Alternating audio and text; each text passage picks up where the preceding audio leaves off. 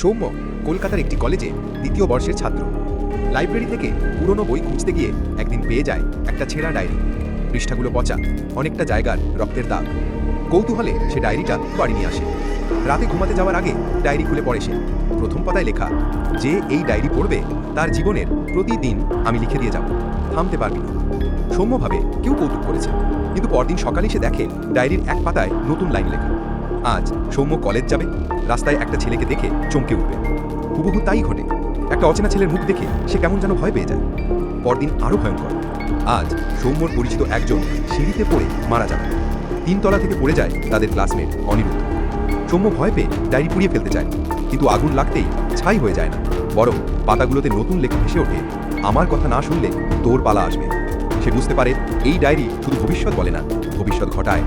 আর প্রতিদিন ভোরে পাতাগুলোতে নতুন লেখা আসে, রক্তে লেখা, তাজা গন্ধ ছড়ায়।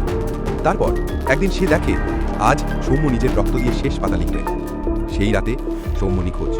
তার ঘরে শুধু পড়ে থাকে ডায়েরিটা, শেষ পাতায় লেখা, আমি শেষ হলাম, এবার তুই পড়বি। ডায়েরি কে নিল, কে পড়লো, কেউ জানে না।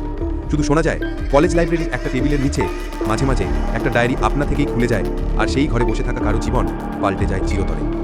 আরও নতুন নতুন রিল আর ভয়ঙ্কর ভিডিও দেখতে চাইলে সাবস্ক্রাইব করো। আর যদি ইনস্টাগ্রাম বা ফেসবুক থেকে দেখছো, তাহলে এখনই ফলো করো।